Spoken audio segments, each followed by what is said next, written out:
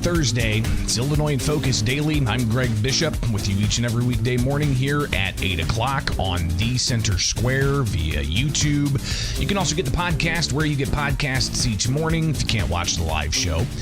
Plus, don't forget, subscribe to the YouTube channel. You can get segments and clips of news happening all throughout the day as we're on the ground in Springfield at the state capitol to keep you plugged into what's going on at the state capitol with your legislators. We'll look at the latest Illinois House Gun Violence Prevention Committee that met. They're just doing subject matter only. They haven't passed anything out of committee yet. But two bills in particular they talked about yesterday from Democratic State Representative Bob Morgan deals with increasing FTIP fees, the firearm transfer fees that people pay whenever they transfer a firearm to somebody else. Also, the task force to look into requiring insurance. So we'll tackle that in the segment later on today. We also have to get to the latest in non-citizen migrant health care. The Illinois Auditor General put out a report yesterday that says the amount of tax dollars that are going to non-citizen migrants that subsidizes their health care coverage in the state of Illinois ballooned beyond expectations. So a myriad of voices on that issue we'll hear as well. But also, as we're going to do all throughout Illinois in Focus, we're going to do what's up in Washington with D.C. being in control of Republicans in Congress and the Trump administration really aggressively going after federal spending and looking to reduce the workforce and a whole host of other things. So that's just some of what's coming up here today with Illinois in Focus Daily. Again, like, subscribe, hit that notification bell, wake up with us each and every weekday morning. The live chat is always a lively place. Holy cow, I'm just now looking over there. You guys are definitely keeping it busy already. Good morning to all. Morning. Get the thumbs up. So yeah, appreciate that. Thumbs up on the video helps the algorithm. A lot of good mornings here. So appreciate you guys being here each and every weekday morning for Illinois in Focus Daily. All right, stay tuned. We've got tons to tackle here. I'm Greg Bishop. Follow me anywhere. Just search Bishop on air, and we'll connect that way. All right. It is Illinois in Focus Daily. Weekday mornings, 8 o'clock, here with the Center Square.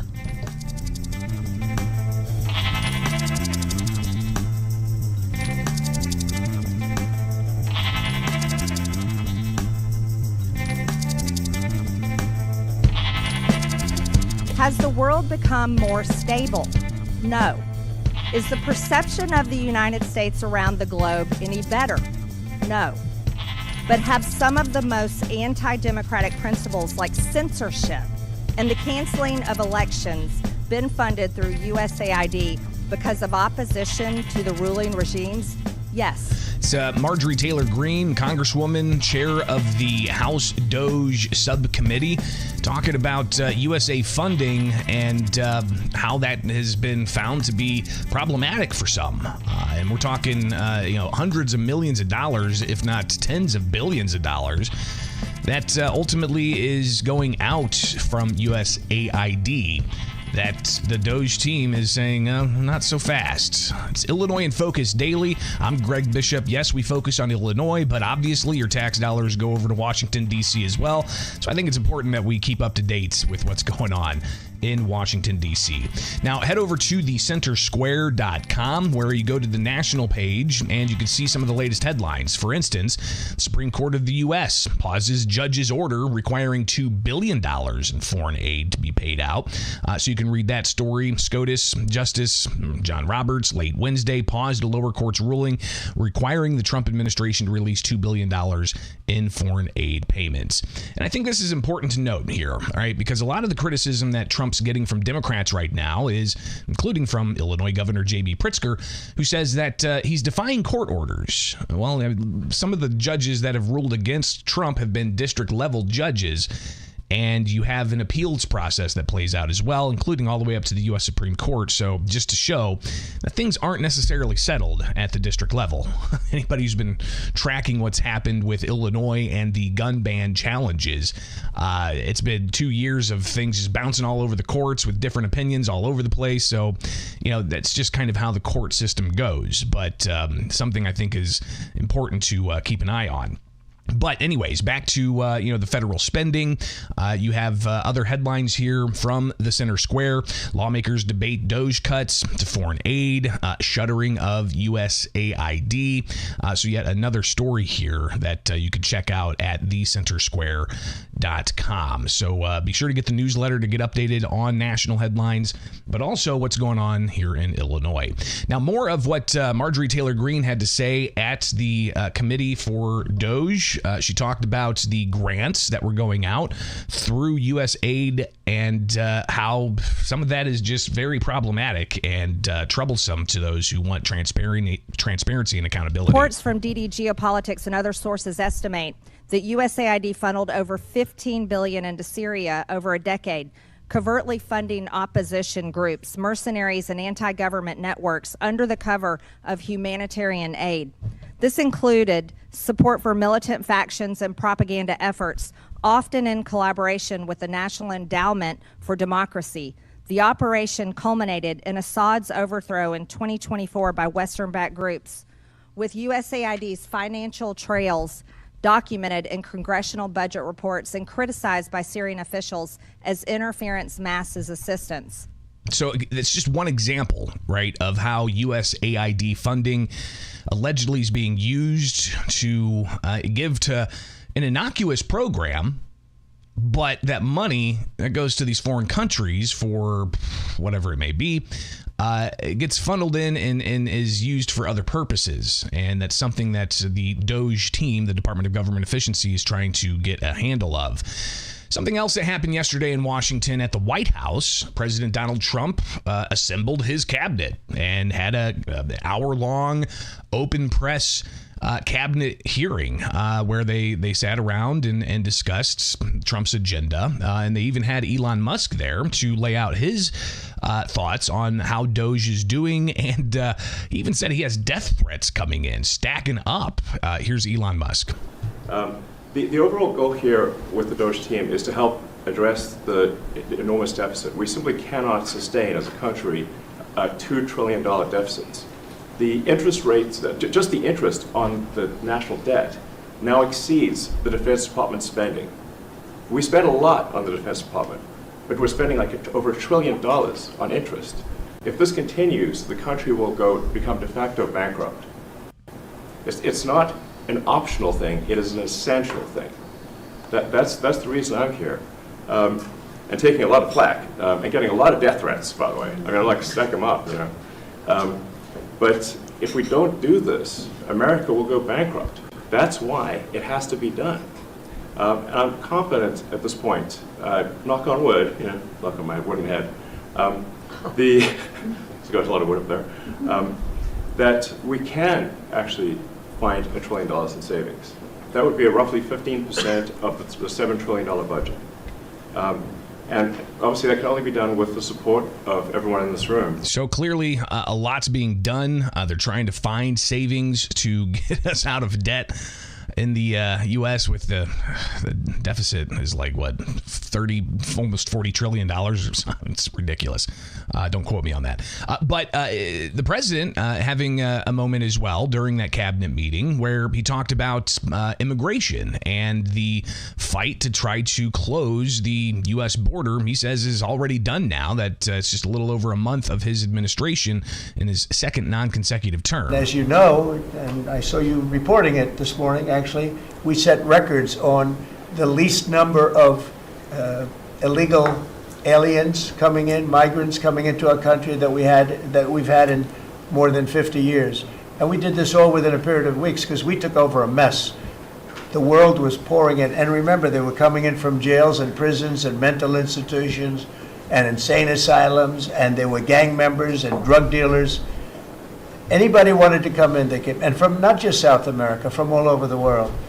So it's amazing what they've done. And Christie and Tom Holman, the job they've done has been absolutely amazing. We set records for, and we want people to come into our country, by the way, but they want to come in, they have to come in legally. I want that to be really understood. We want people in our country, but they have to come in legally. And they're even proposing a gold green card that'll cost a pretty penny, like millions of dollars or something. If a business owner looks to invest in the United States and wants to bring others to work for their company, they'll have to pay a sizable chunk, and that would go straight to the deficit. But that would be a vetting process to get those migrants into the United States, as opposed to a porous border where people are crossing the border outside of those ports of entry, where they would raise their hands and say, I seek asylum, and, you know, not really much vetting going on their asylum claim. And of course, we had a lot of that during the 4 years of the Biden administration, where it was, 8 to 14 million people crossing over illegally. So, you know, clearly it's a different approach with the Trump administration. So we'll be watching that closely, of course, here with Illinois in Focus Daily, with what's up in Washington, with the ongoing efforts from the Trump administration to tackle immigration, the debt, other policies, energy policy. He talked about trying to get energy prices down. He even talked about working to get the cost of eggs down, and so on. So a lot of happening. We'll do what we can to keep you updated here with Illinois in Focus Daily. I'm Greg Bishop. Like, subscribe, hit that notification bell. Wake up with us each and every morning with The Center Square.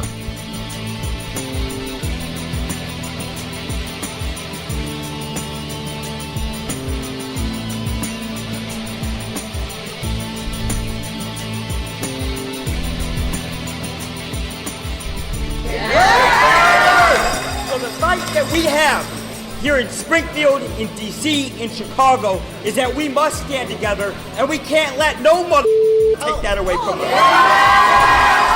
us. State Senator Robert Peters out of Chicago during an Illinois Coalition for Immigrant and Refugee Rights rally that happened inside the Capitol yesterday, all while the governor, J.B. Pritzker, looks to eliminate the health care benefits for immigrant adults subsidized by taxpayers for the forthcoming budget. But all of that as well under the cloud of an audit that came out yesterday from the Illinois Auditor General, showing that the state's program giving subsidies to non-citizen migrants, it ballooned. Go to thecentersquare.com, find the Illinois page. You'll see the headline of the story I wrote yesterday. Audit shows Illinois' non-citizen healthcare subsidies ballooned. All right, so let's get into this. All right, it's obviously something that has been contentious at the Capitol, with Republicans opposing this as something taxpayers can't afford. And it was an effort that started back in 2020.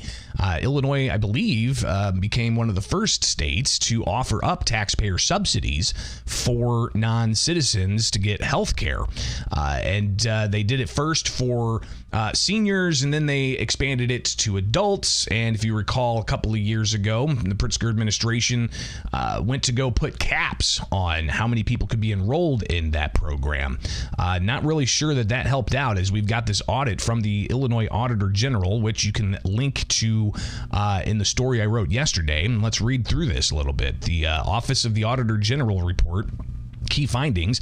Actual enrollment and actual costs exceeded the initial program estimates for the Health Benefits for Immigrant Seniors and Health Benefits for Immigrant Adults program.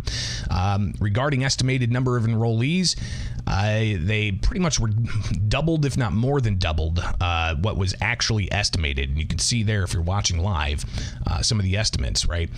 The cost as well, upwards to 286% higher than estimated, right? So the Health Benefits for Immigrant Adults was estimated to be $68 million.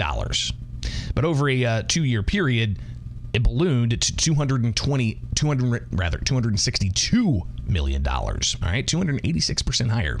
You can see the other cost overruns there. But it also goes on to spell out that during a review of some of the enrollee data, auditors found 6,000 enrollees designated as undocumented who had a Social Security number. They went to HFS, Healthcare and Family Services, for the state of Illinois, and they reviewed some of the things and determined that of the 94 they reviewed, the 6,000, 19 should have been recorded in the system as lawfully present. So again, some of these problems with, ensuring that the various individuals who are in this are properly enrolled. I mean, there were others who, for instance, the audit shows were not of the age to be in the seniors program, for instance, right? So they found 688 enrollees who were not above the age of 65. They took that to Healthcare and Family Services. They only looked at 151 after being told of the nearly 700. And it was determined that many of the errors occurred from incorrect birth dates provided by the enrollee. So poorly managed, and the checks on whether or not these individuals were eligible, something that didn't really happen, apparently. State Representative Amy Ellick, who's on the audit commission, and this particular audit from the Auditor General was a result of the audit commission approving an audit of the program. Amy Ellick yesterday on the House floor got up and just made sure that all the legislators that heard her voice in the chamber were fully aware of the audit that took place and the results that came out yesterday. I'd like to let the body know that the Auditor General today released the results of an audit that he was directed to do by the Legislative Audit Commission last year related to the estimates and costs of the HBIA and HBIS programs for 2021 to 2023. As the House Republicans predicted, the audit found alarming and astounding differences in the estimates of the program versus the actual enrollment and expenses. The governor's own budget for fiscal year 26 acknowledges that we cannot afford the programs and that we have far outspent any estimates, which is an affront to the hardworking taxpayers of Illinois. In addition, the program was found to have eligibility errors, which added to the costs, and the program also had poor internal controls in many ways. It is not enough for us to say, "I told you so." We must do better. Now is the time, and this is our opportunity to work for taxpayers, not promote fraud and overspending. I hope that's something that all lawmakers can get behind. Thank you. So will there be some controls here? Will there be continued taxpayer cost here? These are the type of programs that Republicans say the governor put into place and ultimately is attracting non-citizens to the state of Illinois. And keep in mind, the state of Illinois for 10 years lost population. Except for the 11th year, we gained population. It wasn't because of people moving from Missouri to Illinois or moving from Indiana to Illinois. Actually, the domestic out-migration was still tens of thousands of people moving out of Illinois to other states. Why we gained population in the 11th year was because of 100,000+ people moving to Illinois from other countries. Right. So interesting to see that. But the governor was asked about the audit of the Health Benefits for Immigrant Seniors and Health Benefits for Immigrant Adults program. And he says that it doesn't tell the whole story. So I think the thing that is missing from the reporting, and what I would point out to you, is that, number one, people's immigration status changes. During the course of a year, you've got people who weren't who were eligible for the program, who became uneligible for the program. And so you're continuing to, even though you expect that people will move on because, well, It may be their immigration status. It may be because they got a job that has health care coverage associated with it. But you expect them to move on, and maybe they didn't move on either because they didn't know they could, should.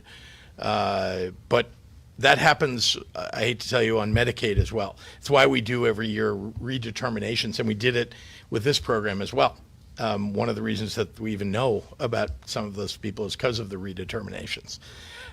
So people get removed from the program as a result of the redeterminations, but before they got redetermined to not be eligible, they were still on the program, and that cost taxpayers money. So that's a lot of, I think, what I would say about that. But the broader context is people need to get health care. I am in favor of universal health care. However that comes together, and we can talk about the myriad ways that we can do that. But people don't go get health care, get treated when they don't have a problem.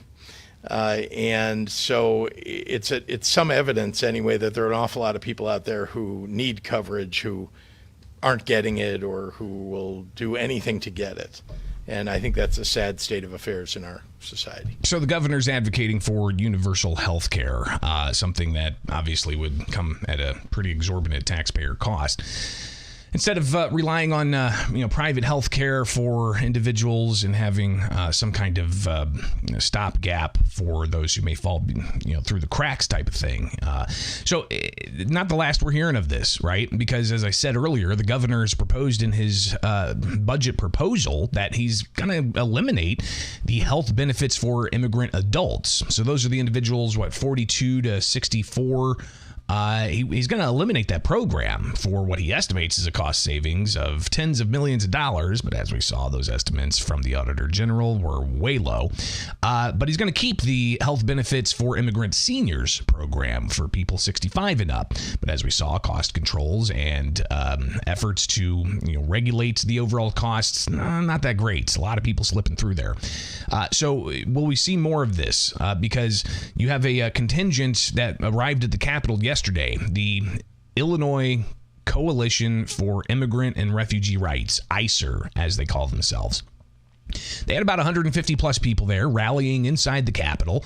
And you can see here just some of the video of the individuals inside the Capitol hallway rallying together. They talked about how they need more progressive revenue. All right, so we're going to hear a lot more about this, quote, progressive revenue as more and more of the budget negotiations continue and people are seeking added costs and extra costs onto taxpayers. They're going to be saying, hey, we need more progressive revenue. They had legislators there to support their cause, which included progressive revenue and making sure that non-citizen migrants get subsidized health care. People were even demanding universal basic income for certain individuals. Well, State Senator Mike Simmons from Chicago, he addressed the crowd yesterday and shared his thoughts on what needs to happen in relation to ICER's agenda items. And as a son of an asylum seeker from Ethiopia and somebody that's from a proud immigrant community born and raised in the city of Chicago, I am looking forward to fighting with you. I'm looking forward to fighting with ICER. I'm looking forward to fighting with my colleagues that are standing right here behind me today to make sure that we fully fund the immigrant services line and get that increase that we want, to find that progressive revenue and to fight for other awesome bills that my colleagues that are supporting, such as Safe School for All and all of the wonderful platforms that we have in this group this morning. So thank you so much. Go get them. Again, a rally at the State House with the Illinois Coalition for Immigrant and Refugee Rights. They also heard from a variety of Democrat state senators and state representatives. All they're saying that they're fully behind ICER, which is going to be interesting to see when we get to the budget deadline that they have to pass this. Are they going to include funding for immigrants, adults, to get taxpayer subsidized health care? Again, something that the governor wants to push back against and end in his particular budget proposal. Well, State Senator Robert Peters, he got up and he shared some expletives. I did have to edit this. We're a family-friendly show, after all. Good morning. I'm State Senator Robert Peters of the 13th District. And I look at this room and I see beautiful solidarity that's going to kick some fascist ass. We're not going to let the people in D.C. divide us up. Right. In Springfield, we stand in unity, in solidarity, connected. That's the beauty of this room, of this space. And those in D.C. who try to divide us up and break us apart, I can tell you right now, in Illinois, with these groups of people, with all of us, we are the firewall that protect our communities. So the fight that we have here in Springfield, in D.C., in Chicago, is that we must stand together, and we can't let no mother take that away from us. So Peters has been known to share some expletives, even on the Senate floor. Probably not the last time we'll hear expletives from him on this issue. But that's just a sample of the 15 to 20 different Democrat lawmakers that got up to speak. And, listen, the Democrats have super majorities in each chamber. And one thing that's important to note is for the budget deadline of May 31st, they only need simple majorities to pass things. So we could see some Democrats being given cover to vote against the budget. Say the budget comes out and it doesn't include the health benefits for immigrant adults. There might be enough Democrats to support the budget to get it across the finish line with simple majorities while allowing state senators like Robert Peters or others, or state reps like some other Democrats from across the state, to not vote in support of it, but the bill would still pass. So then they could say, hey, I voted in your interests, non-citizen migrants, part of the ICER coalition.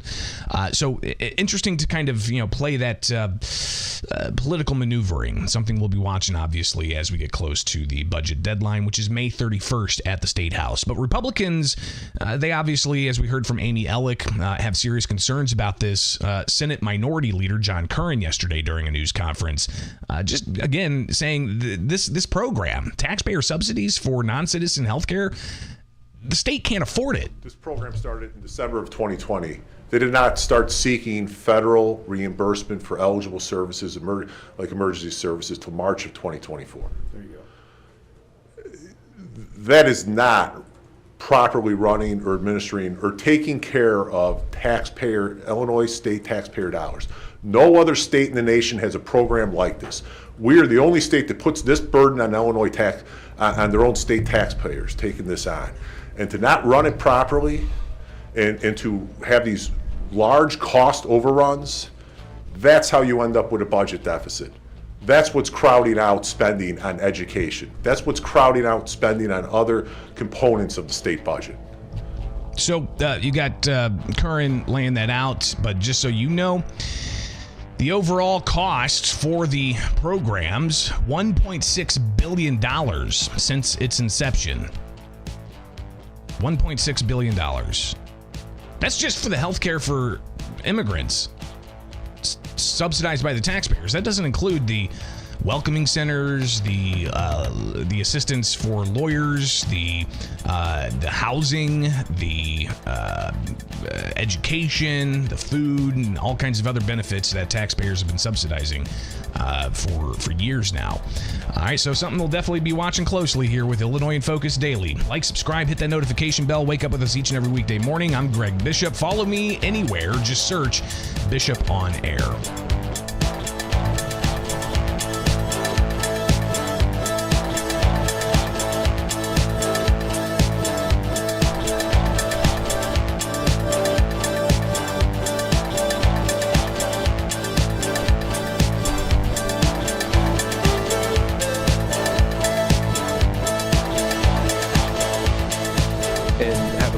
Insurance industry and working these particular types of claims, I don't see a gap in coverage for a need for firearm insurance. And moreover, I echo Leader Davidsmeyer's comments. Ultimately, I see this as kind of a penalty for those trying to exercise their Second Amendment rights. That's State Representative Adam Niemerg during a House Gun Violence Prevention Committee hearing yesterday. It's a new committee that started up in Illinois, and they're hearing all kinds of different gun control measures. Welcome in. It's Illinois in Focus Daily. I'm Greg Bishop. For those trying to keep score as to the latest and statuses of the various lawsuits against gun control in Illinois, not much movement anywhere, right? We've got the case out of the Southern District where Judge Stephen McGlynn said it's unconstitutional, but he held that. Still pending in the 7th Circuit U.S. Court of Appeals. You got the Veramontes case still pending. You've got the Naperville case, the Beavis v. Naperville case still pending.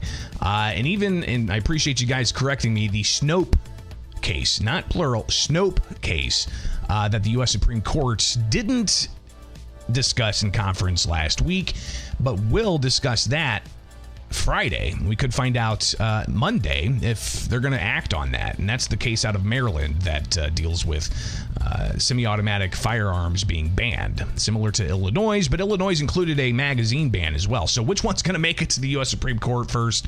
That's actually going to be taken up. I guess we shall see. But not much movement in those spaces. But there does seem to be more conversations about gun control in Illinois with this Gun Violence Prevention Task Force. Yesterday, they only had subject matter, which means they didn't advance anything. They're just discussing these things.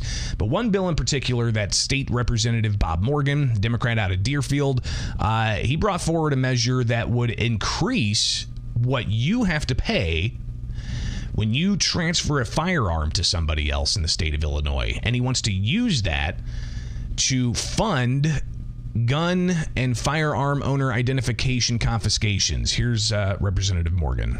Effectively, when you transfer your firearm, there's a fee. In 1992, we put into a fee for $2. That was the fee then. That is the fee now. We have not adjusted that for inflation, costs, et cetera. And one of the ideas here that I have Dave Feller here from Cook County Sheriff's Office, but one discussion that we've had is whether or not we can bring the resources necessary to really target the revocation of firearms for those whose FOID cards have been revoked. So what this would do is this would raise that transfer fee to $10. $4 of that, the way it's drafted, would be dedicated to the FTIP program. So this would be $4 specifically going to law enforcement throughout the state of Illinois to recover these firearms, again, that we should already be recovering. So we've got Connecticut charging $66, Nevada charging $25, Hawaii $16, New Jersey $15, and California $19. So we're really at the bottom. And when we talk about resources for law enforcement, I think straightforward question is whether we're getting those resources to law enforcement to do the job that we're charging them to do. That's what this legislation is about. So again, it would increase the firearm transfer fee from $2 to $10, and using that extra funds to grant to law enforcement across the states to go out and revoke people's FOID cards who aren't in compliance and take their firearms or confiscate their firearms. A lot of debate about this. Again, they didn't advance it. It's just subject matter. They're just talking about it. But some of the for instance, one Republican representative, I believe it was C.D. Davidsmeyer, he talked about how most other states don't have a FOID card, a firearm owner identification card. Right. So they still have enforcement. When somebody breaks the law, they'll still, confiscate firearms, but they don't have this little trip up mechanism of the FOID card. I'll share with you a personal experience I had. The address on my driver's license, the Secretary of State didn't properly put in. When my FOID card had the address on it, state police sent me a letter and said, this isn't correct. If you don't correct this in X number of days, your FOID card is going to be revoked or suspended. And that was just a bureaucratic mess up, right? And I've heard countless stories from people out there of similar types of things where their FOID card's in jeopardy because of some bureaucratic slip up. So you've got this FOID card in Illinois that can trip you up to find yourself afoul with the law in Illinois. So C.D. Davidsmeyer, I believe it was talking about how most other states don't have this impediment to the individuals being able to exercise their Second Amendment rights.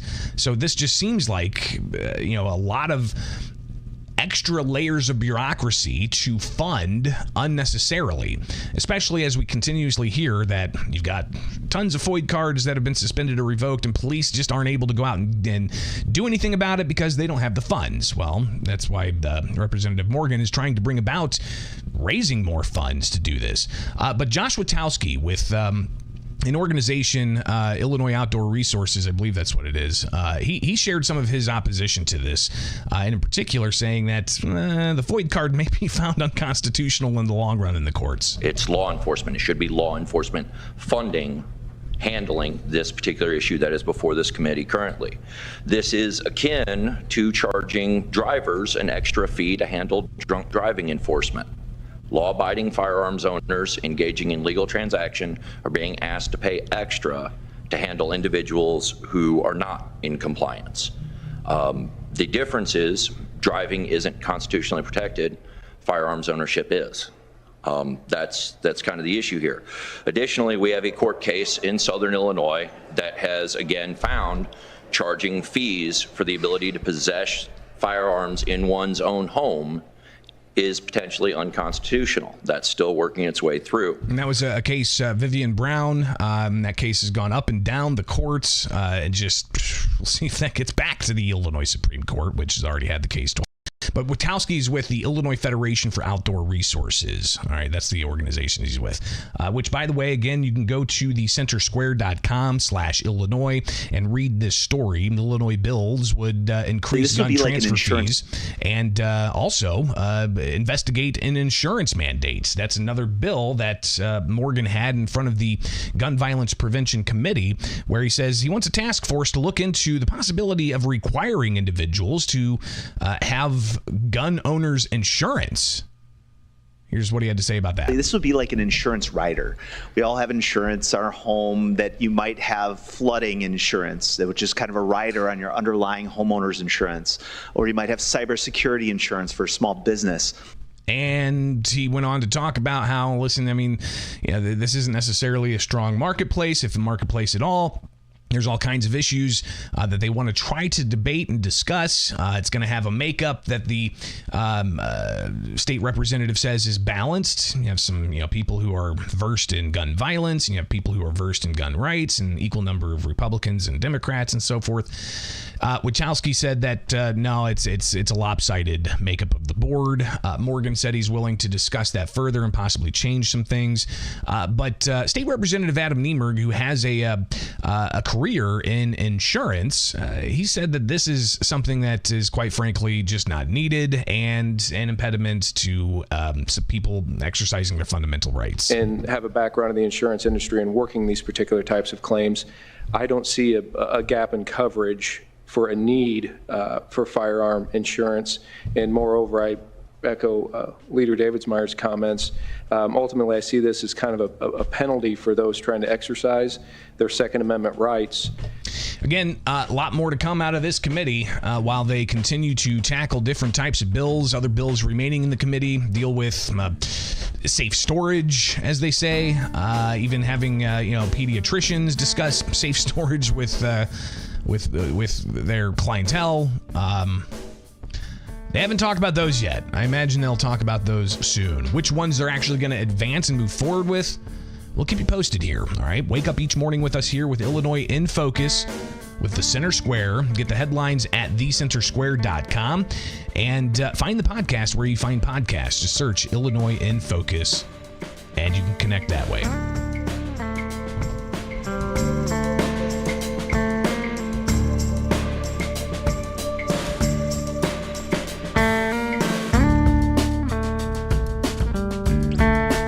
That's all I got for you on this Thursday. We'll wrap things up tomorrow, Friday. You got the State House still in today. They actually started a committee at 8 o'clock this morning, House Revenue and Finance.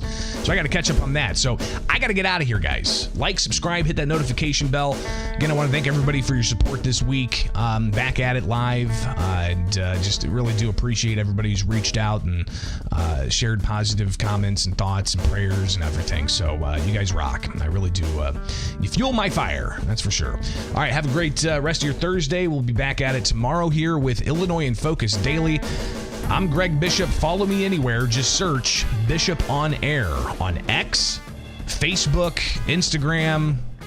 But if you want to get the daily show and news clips, not just from Illinois, but across the country, including Washington, D.C., subscribe right now to The Center Square on YouTube. Click that notification bell. Find the playlists. If you just want Illinois stuff, you can find that and just get to that particular playlist, or you can get it all right? The Center Square here on YouTube. We'll see you back here tomorrow morning. Signing off. Greg Bishop, KD9SJZ 73.